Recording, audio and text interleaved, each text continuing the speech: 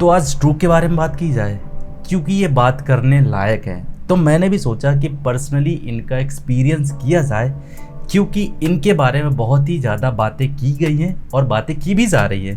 तो गए Amazon.in पे, सर्च किया, ऐड किया और एक बाइक। तो मेरे पास है ये ड्रूक के Q1 बड्स। शुरुआत मैं इन्हीं से करता हूँ और आने वाले टाइम में इनकी पूरी सीरीज को चैनल पे कवर करूँगा। तो अगर इनकी प्राइसिंग की बात की जाए, जो बिफोर डिस्काउंट है करीब 3,999 रुपये, लेकिन आफ्टर डिस्काउंट इनकी प्राइस आपको करीब 1,099 या फिर 1,100 या 1,200, अगर सेल वगैरह में होगी तो आपको ये 1,000 रुपये से नीचे भी देखने को मिल सकते हैं। तो इन्हीं के बारे में आज बात करते हैं कि आखिर मेरा एक्सपीरियंस इसके साथ कैसा रहा और क्या मुझे इसके प्रॉस लगे, क्या मुझे इसके कंस लगे, सब कुछ जानेंगे। इसके बारे में बात करते हैं, बॉक्स को ओपन करते हैं। लेकिन अगर आप चैनल पे नए हो तो प्लीज़ सब्सक्राइब करके बेल नोटिफिकेशन प्रेस करके अपनी हाज़िरी ज़रूर लगा देना। और अगर इसके हाईलाइट के बारे में बात की जाए, जो कि बॉक्स में मेंशन है, जैसे कि लो लेटेंसी हो गई, क्वाड MEMC माइक और डीप बास, touch control, ENC, Bluetooth version 5.1 और USB Type-C पोर्ट। इनमें एक चीज़ जरूर मैं पर्सनली आपको बताऊंगा कि 2 मोड मिलते हैं, एक गेमिंग मोड है और एक आपका म्यूजिक मोड है। इनके बारे में आगे बात करूंगा आने वाले वीडियो में पूरे में। आप अगर लास्ट तक देखोगे तो आपको पता चल जाएगा कि दोनों मोड कितने ज़्यादा वर्केबल हैं। एक चीज़ आपको और बता दूँ कि कोई भी प्रोडक्ट हो, या भी मोबाइल फ़ोन हो, या फिर बड्स हो, या फिर जो भी हो, बहुत ही सारे ज़्यादा स्पेसिफिकेशन मेंशन रहते हैं बॉक्स में, लेकिन अगर उनकी आधा भी वर्क कर जाए तो बहुत बड़ी बात होती है। तो अगर बॉक्स कंटेंट देखा जाए तो कुछ इस तरह है। इसमें आपको मिलेंगे कुछ पुस्तिकाएं जो आजकल कोई नहीं पढ़ता, extra air tips, USB A to C cable और ये बड्स। तो इतने सीमित बॉक्स कंटेंट देखने को मिले हैं। तो इनको साइड करते हैं और बात करते हैं मेन प्रोडक्ट के बारे में, क्योंकि मैंने इन्हें बाहर निकाल लिया था, क्योंकि मुझे बहुत ज़्यादा एक्साइटमेंट थी इनको टेस्ट करने की आखिर, क्योंकि इनके बारे में बहुत सारी बातें की गई थी। तो इनको मैंने साइड निकाल लिया था। अब बात करते हैं इनके बारे में। अगर शुरुआत करूं डिज़ाइन और बिल्ड क्वालिटी के बारे में, तो इनकी डिज़ाइन और बिल्ड क्वालिटी काफ़ी मुझे पर्सनली पसंद आई। और दूसरी चीज़, मटेरियल क्वालिटी मुझे इनकी तो मस्त लग रही है। एक मैट फिनिश दिया हुआ है, तो जिसकी वजह से अगर मैं पर्सनली बात करूं तो मटेरियल क्वालिटी में काफ़ी ज़्यादा ध्यान दिया गया है, कोई कंजूसी नहीं बरती गई है। और दूसरी चीज़, इनमें जो मटेरियल दिया हुआ है, तो बॉक्स की क्वालिटी के हिसाब से बॉक्स की जो मटेरियल है वो मुझे काफ़ी ज़्यादा बॉक्स स्ट्रॉन्ग सा फील हो रहा है। वहीं अगर बात की जाए इनके बड्स के बारे में, तो यहाँ पर इन्होंने एक ग्लॉसी फिनिश का टच दिया हुआ है, काफ़ी ज़्यादा चमकीले चमकीले से लग रहे हैं। मैं एक्सपेक्ट कर रहा था कि जैसे बॉक्स में इन्होंने मैट फिनिश दिया हुआ है, शायद वैसे ही कुछ इनको बड्स को भी मैट फिनिश अगर देते तो शायद एक बढ़िया सा बात बन सकती थी। वहीं अगर बात करूँ इनके फिटिंग के बारे में, तो फिटिंग मुझे ठीक ठाक से लग रहे हैं। ग्रिप इनकी अच्छी खासी बन रही है, जिसके हिसाब से आपके कान में आसानी से फिट हो जाते हैं। तो अगर बड्स के ओवरव्यू की बारे में बात की जाए, तो ये डुअल माइक और टच कंट्रोल के साथ आते हैं, पहनने में ठीक ठाक लग रहे हैं। बड्स में ग्रिप काफ़ी तगड़ी बन रही है, जिसके हिसाब से कान में आसानी से फिट हो जाते हैं। तो मेरे हिसाब से आपको पहनने में शिकायत नहीं मिलने वाली। दूसरी चीज़, इनके लाइट वेट की वजह से आपको ये भी नहीं पता चलेगा कि आपने कान में कुछ डाल रखा है। कुछ एक्स्ट्रा टिप्स दी हुए हैं, तो आप अपने कान के साइज़ के हिसाब से देख सकते हो, क्योंकि कभी कभी होता है किसी के कान का साइज़ छोटा होता है, किसी का बड़ा होता है। तो इसमें कुछ एक्स्ट्रा टिप्स दी हुई, जिसके हिसाब से आप अपने कान के साइज़ के हिसाब से आप देख सकते हो। ओवरऑल अगर मैं पर्सनली बात करूँ तो मुझे पहनने में मुझे ठीक ठाक लग रहा है, क्योंकि इसमें जो डिफ़ॉल्ट फिट होके आते हैं वो मेरे कान में आसानी से फिट हो जाते हैं। एक चीज़ मैं और आपको बता दूं कि इसके बॉक्स को आप सिंगल हैंड ओपन नहीं कर सकते हो, तो ये इसका एक निगेटिव पॉइंट मुझे लगा, पर्सनली मुझे लगा। लेकिन अगर दूसरी चीज़ देखूँ तो इसके बॉक्स में काफ़ी चीज़ें ऐड की गई हैं, जिसकी वजह से शायद इसको ऐसा बनाया गया हो। ओवरऑल अगर मैं बात करूँ प्राइस के हिसाब से, तो मुझे इसकी डिज़ाइन और बिल्ड क्वालिटी मुझे बहुत ही पसंद आई और मेरे हिसाब से ठीक लगी। तो अगर इनके टच के बारे में बात की जाए, तो मेरे अलग ही विचार हैं इनके टच को लेके। जहाँ तक मैंने यूज़ किया, ये प्रॉपर तरीके से वर्क करते हैं, लेकिन इतना भी एक्स्ट्रा ऑर्डिनरी नहीं है जितना इन्होंने अपने डिस्क्रिप्शन शीट में मेंशन कर रखा है। ऑल द टाइम मैं 2 ही चीज़ें ज़्यादातर यूज़ करता हूँ, एक तो कॉल कनेक्ट और डिस्कनेक्ट का, दूसरा प्ले और पॉज का। हालांकि कभी कभी किसी केसेस में मैं इसका वॉइस असिस्टेंट भी यूज़ किया, लेकिन उतना ज़्यादा मुझे उसकी ज़रूरत नहीं पड़ी।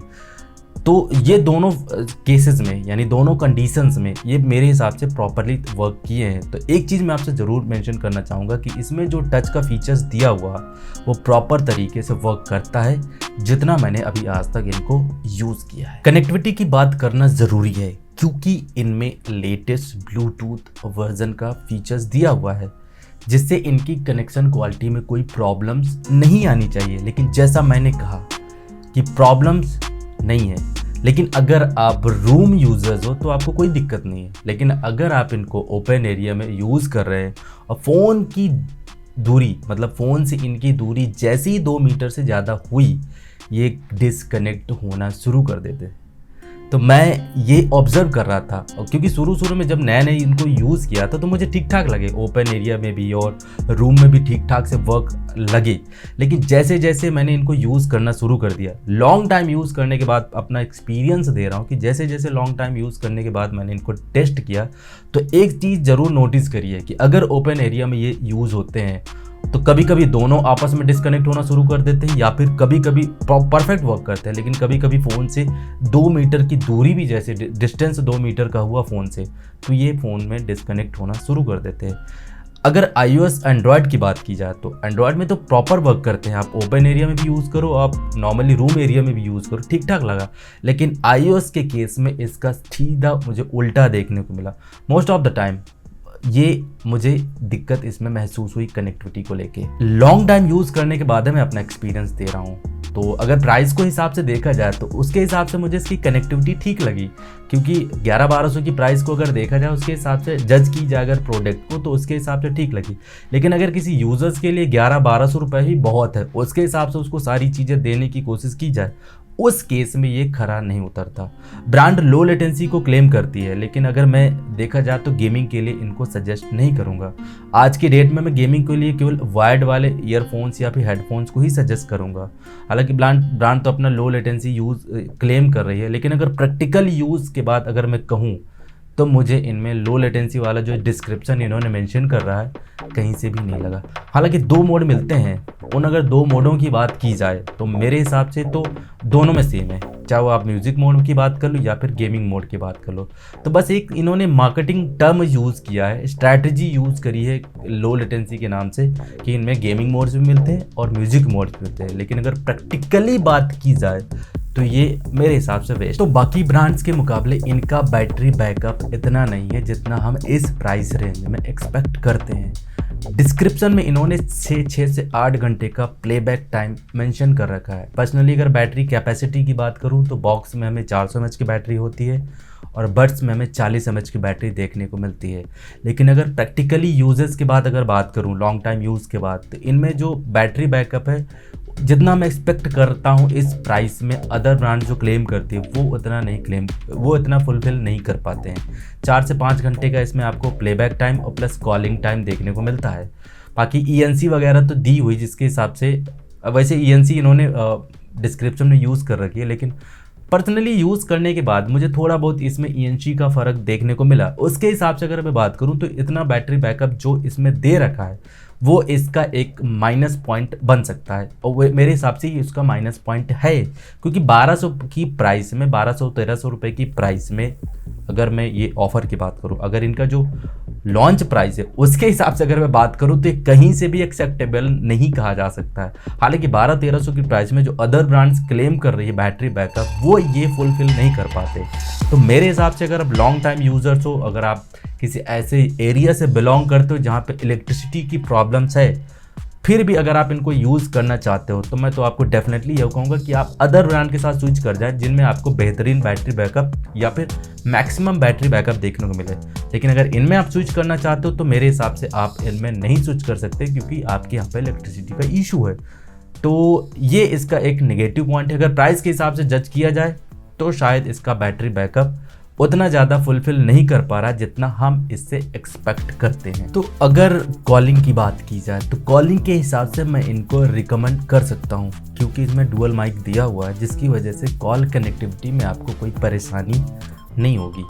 ENC दिया हुआ है, लेकिन ENC का यूज़ उतना ज़्यादा नहीं मुझे लगा इसमें। अगर आप भीड़ भाड़ वाले एरिया में अगर कॉलिंग वगैरह का यूज़ कर रहे हैं तो आपको कॉल्स में थोड़ी बहुत दिक्कत हो सकती है। लेकिन आप हल्के फुल्के नॉइज़ वाले एरिया में अगर आप बात कर रहे हो, कॉलिंग में इनका यूज़ कर रहे हो, तो आपको ज़्यादा दिक्कत नहीं होनी चाहिए। अगर पर्सनली मैं अपनी बात करूँ तो मैंने लॉन्ग टाइम इनका यूज़ किया हुआ है, भीड़ भाड़ वाले एरिया में भी और नॉर्मल एरिया में भी।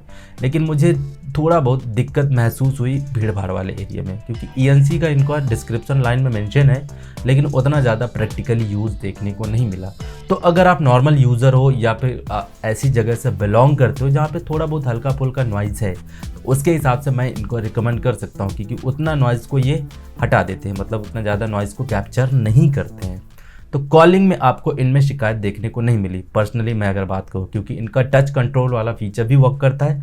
तो कॉल कनेक्ट डिसकनेक्ट के हिसाब से आप इनको कॉलिंग में यूज़ कर सकते हो। तो प्राइस के हिसाब से कॉलिंग के लिए इनको मैं डेफिनेटली रिकमेंड कर सकता हूँ कि आप ज़रूर एक बार चेकआउट कर सकते हैं। अगर पर्सनली म्यूज़िक की ओर बढ़ा जाए या म्यूज़िक की बात की जाए तो ट्रूक वाले इन बड्स में म्यूज़िक को मेंटेन करने की काफ़ी ज़्यादा कोशिश की है, लेकिन एक फिनिशिंग टच नहीं दे पाए। पर्सनली अगर आप मूवीज़ का एक्सपीरियंस करना चाहते हो तो मेरे हिसाब से मैं इनको रिकमेंड कर सकता हूँ।